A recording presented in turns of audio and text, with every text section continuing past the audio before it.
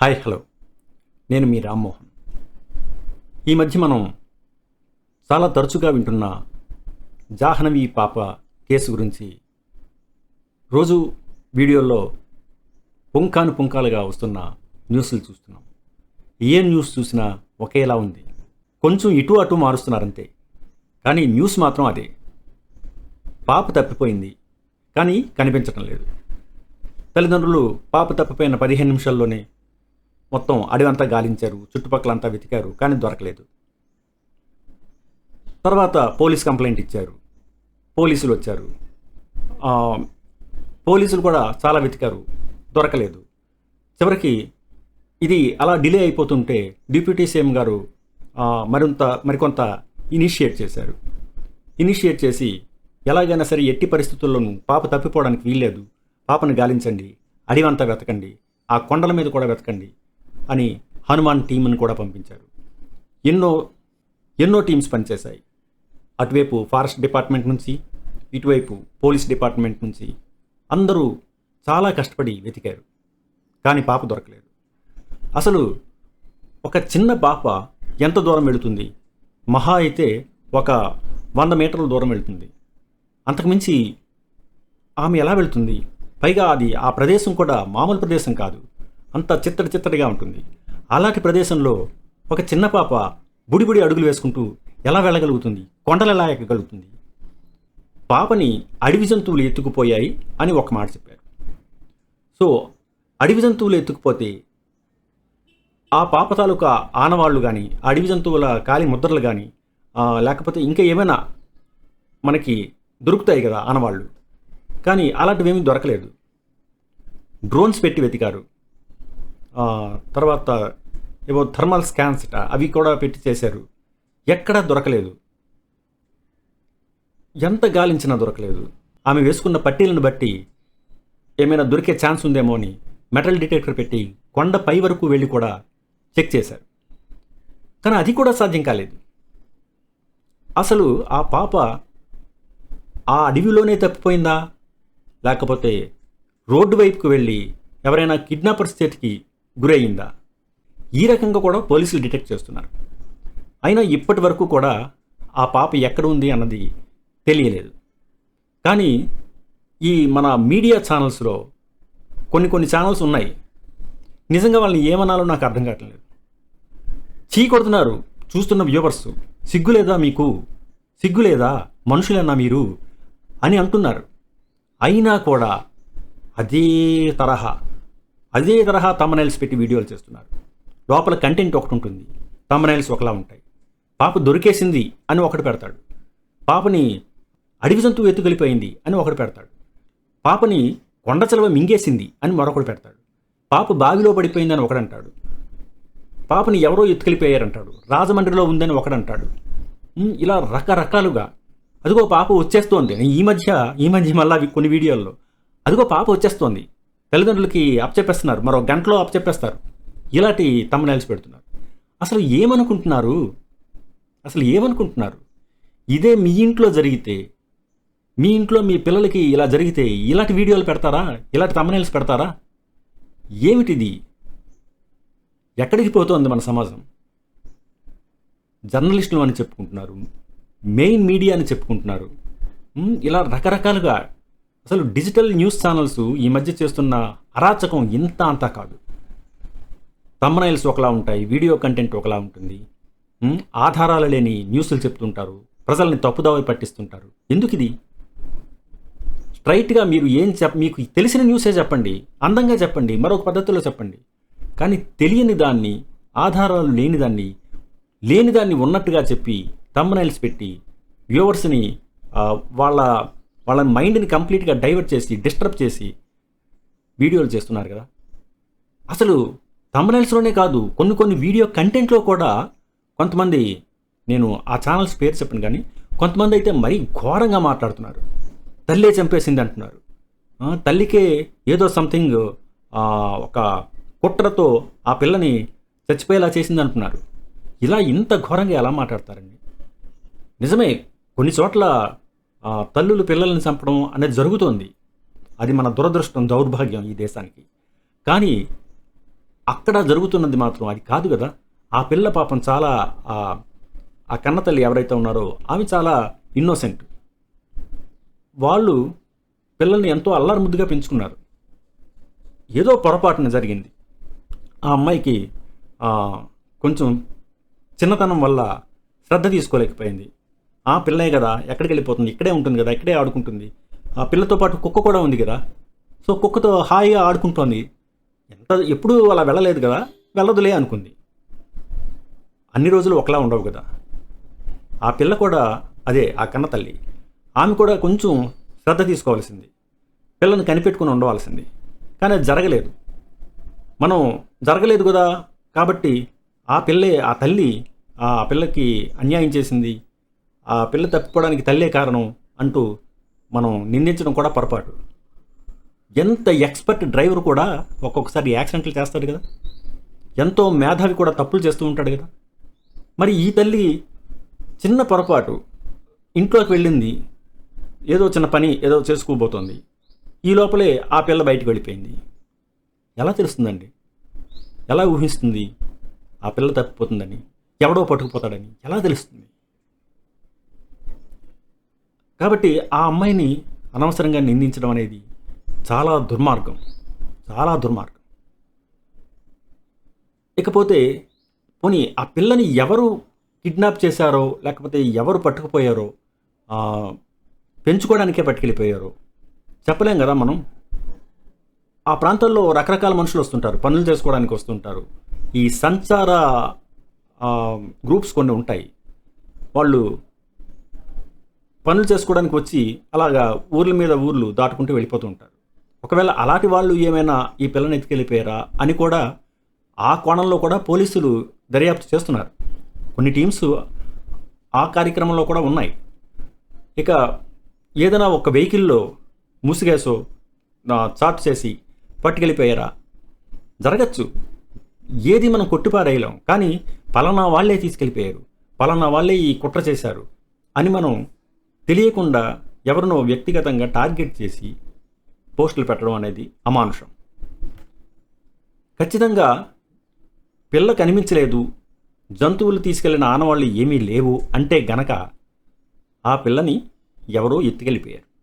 పెంచుకోవడానికే కావచ్చు, లేదా human trafficking చేయడం కోసం కావచ్చు, లేదా ఆర్గాన్ ఎక్స్పోర్ట్ కోసం కూడా కావచ్చు. మనం చెప్పలేం, దేన్ని కొట్టుపారేయలేం. ఖచ్చితంగా ఇది మనుషుల పని, జంతువుల పని కాదు. జంతువులు ఆ పరిసర ప్రాంతాల్లో ఇంత ఆ, పెద్ద ఎత్తున పిల్లల్ని ఎత్తుకుపోవడం, మనుషుల మీద దాడి చేయడం అటువంటివి జరిగినట్టుగా అంతకుముందు లేదు.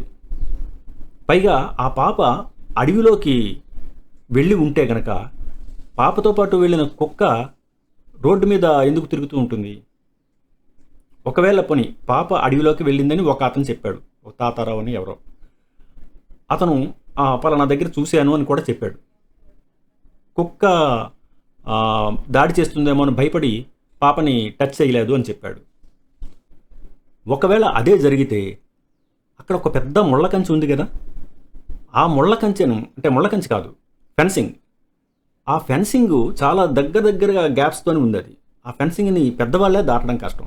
అలాంటిది చిన్నపిల్ల ఎలా దాటుతుంది? చిన్నపిల్ల దాటి వెళ్ళలేదు. కాబట్టి ఫెన్సింగ్కి అవతల ఎవరైనా చూసి ఆ పాపని రమ్మనమని పిలిచి ఆ పాపని ఎత్తుకొని పోయి ఉంటారా? ఒకవేళ అలా జరిగి ఉంటే మనం చెప్పలేము. కానీ ఆ పిల్ల కూడా అంత ఈజీగా వాళ్ళు పట్టుకొని ఎత్తుకుపోయే అంతలాగా అక్కడ ఉందని నేను అనుకోను. ఎందుకంటే ఫెన్సింగ్ కూడా హైట్లోనే ఉంది. కాబట్టి అలా ఒకవేళ పిల్లని ఎత్తుకెళ్ళాలంటే వాళ్ళు ఫెన్సింగ్ దాటి ఇటువైపు వచ్చి పిల్లని మళ్ళీ పట్టుకొని మళ్ళీ అటువైపు వెళ్ళాలి. ఇంత జరిగితే కనుక ఆ టైంలోని అందరూ అప్పుడే సెర్చ్ చేస్తున్నారు. సో ఈజీగా దొరికేసేవారు వాళ్ళు ఈజీగా దొరికేసేవాళ్ళు. ఆ చుట్టుపక్కల ప్రాంతంలో అడవిలో గాలిస్తే వాళ్ళు ఈజీగా దొరికేసేవాళ్ళు. కాబట్టి అలాంటి వాళ్ళు కూడా చేసి ఉండరు. సంథింగ్ ఏదో ఆ ఊరిలోనే మిస్టరీ ఉంది, ఆ ఊరిలోనే ఎవరైనా తీసుకువెళ్ళి దాచి ఉండాలి. ఒకవేళ అలా అనుకుంటే కనుక పోలీస్ డాగ్స్ స్మెల్ బట్టి ఆ అమ్మాయిని పెట్టేస్తాయి. కానీ అది జరగలేదు. ఇంత దారుణమైన మిస్టరీ ఈ మధ్యకాలంలో ఈ పోలీసులు కానీ మనం కానీ ఎవరు ఇంతవరకు వినలేదు. ఇది చాలా సెన్సేషనల్ న్యూసే. ఇంకా మరీ ఘోరం ఏంటంటే మాంత్రికులు, క్షుద్ర మాంత్రికులు పూజలు చేస్తున్నారు. బలిచ్చే అవకాశం ఉంది.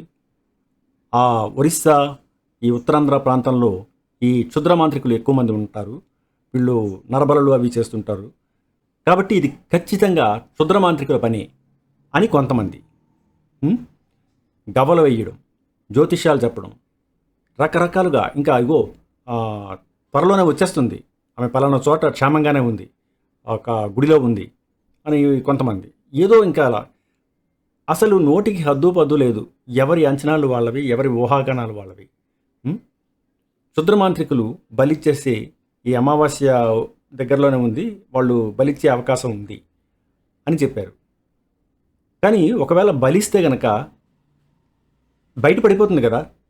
ఈ పరిసర ప్రాంతాల్లోనే ఆ పాపం ఉండాలి. ఎక్కడికో దూరంగా తీసుకువెళ్ళి అయితే చేసి ఉండరు. ఇంతలా జల్లెడ పడుతున్నారు అంటే వాళ్ళు వేరే ఏ చోటికి తీసుకువెళ్ళే అవకాశం లేదు. 10 రోజులు అయిపోయింది. మొదటి 6 రోజుల లోపలే ఈ అమావాస్య, ఈ గోలంతా, ఈ క్షుద్ర పూజలు, ఈ వ్యవహారాలన్నీ వచ్చాయి. నిజంగా క్షుద్ర మాంత్రికులు ఈ ప్రాంతంలో ఇలా బలులు ఇస్తూ ఉంటే కనుక అఫ్కోర్స్ ప్రాక్టీస్ అయితే ఉంది. క్షుద్ర పూజలు చేయడం, అవి నిజంగా ఈ క్షుద్రశక్తులు ఉన్నాయా, ఇవి నిజంగా మనుషుల మీద ఇంత ప్రభావం చూపిస్తాయా అనేది వేరే అంశం. అది మూఢనమ్మకం అనుకోవచ్చు, లేకపోతే దాని వెనకాల ఇంకేదైనా నమ్మకాలు ఉండి ఉండవచ్చు, కావచ్చు. కానీ ఇక్కడ విషయం అది కాదు. వాళ్ళు ఉన్నారు, వాళ్ళు అలాంటి ప్రాక్టీస్ చేస్తున్నారు, అలాంటి బలులు ఇచ్చే అవకాశం ఉంది, క్షుద్రశక్తుల ఉపాసన అనేది ఉంది. కాబట్టి ఆ కోణంలో కూడా కొన్ని అనుమానాలు అయితే ఉన్నాయి. కానీ అది నిజంగా జరిగి ఉంటే ఈ పాటికే బయటపడి ఉండాలి. కాబట్టి ఈ భయాలతో అనవసరంగా ఆ పేరెంట్స్ని కూడా చాలా మానసిక ఆందోళనకి గురి చేస్తున్నారు. ఇది అంత మంచి విషయం కాదు. నా దృష్టిలో క్షుద్రశక్తులు, క్షుద్ర పూజలు ఇవన్నీ జరిగి ఉండకపోవచ్చు. ఆ పిల్ల ఎక్కడో ఇప్పటికీ క్షేమంగానే ఉంది. ఏనాటికైనా తిరిగి వచ్చే అవకాశం కూడా ఉంది. చూద్దాం భవిష్యత్తులో ఏది జరుగుతుందో, ఏది మన చేతుల్లో లేదు కదా. కాబట్టి ఏదైనా జరగచ్చు. ఏదైనా సినిమాల్లో చూపిస్తున్నట్టు కూడా చాలా సినిమాల్లో, పాత సినిమాల్లో, బ్లాక్ అండ్ వైట్ మూవీస్లో ఎక్కువ చూపించేవారు. చిన్నప్పుడు పిల్లలు దూరంగా వెళ్ళిపోయి, తల్లిదండ్రులకు దూరం అయిపోయి, తర్వాత ఎప్పుడో పెద్ద అయ్యాక వాళ్ళు మళ్ళీ కలుసుకోవడం జరుగుతూ ఉంటుంది. సో ఏమో, వీళ్ళ అదృష్టం బాగుంటే అది కూడా జరగచ్చేమో, చూద్దాం. అయితే ఇక్కడ నేను చెప్పబోయేది ఏంటంటే ఈ ఒక్క పిల్ల గురించి కాదు, అసలు పిల్లల్ని ఏ విధంగా మనం చూసుకోవాలి, వాళ్ళ విషయంలో ఎంత జాగ్రత్తగా ఉండాలి అన్న విషయం మనం బాగా ఆలోచించాలి. ప్రతి తల్లిదండ్రి కూడా ఆలోచించాలి. పిల్లల్ని పెంచడం, కనడం ఇవన్నీ చాలా కష్టమైన పనులు.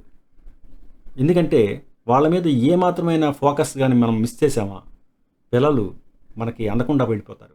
బయటకు వెళ్ళారంటే చాలా కష్టం. కాబట్టి చాలా జాగ్రత్తగా పిల్లల్ని చూసుకోవాలి, కంటికి రెప్పలా చూసుకోవాలి.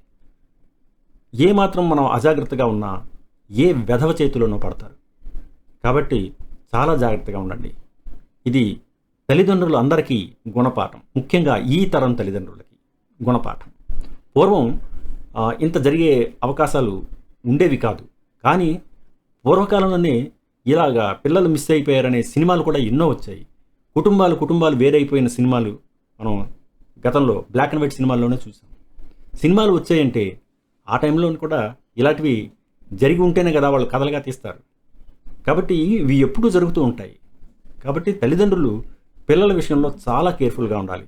వాళ్ళని బయటికి తీసుకెళ్తున్నప్పుడు కూడా ఏ పార్కులకో తీసుకెళ్తారు, వీళ్ళ మానాన్ని వీళ్ళు ఆడుకుంటుంటారు, ఆ పిల్లల మానాన్ని పిల్లలు పరిగెట్టుకుంటూ ఆటలాడుకుంటూ మిస్ అయిపోతారు.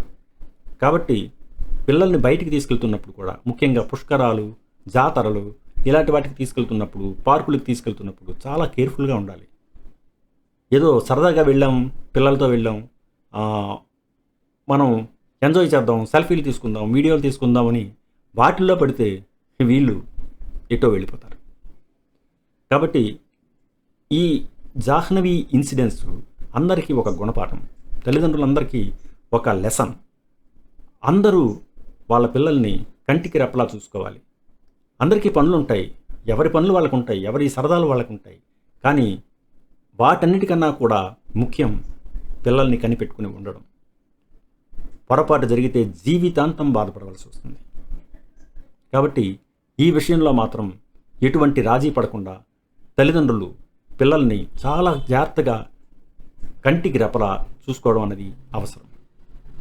ఇకపోతే ఈ మధ్యకాలంలో అసలు తల్లిదండ్రులు ఎంత దారుణంగా తయారయ్యారంటే, వాళ్ళ విలాసాల కోసం, వాళ్ళ సరదాల కోసం, వాళ్ళ అక్రమ సంబంధాల కోసం పిల్లల్ని బలి చేస్తున్నారు, చంపేస్తున్నారు.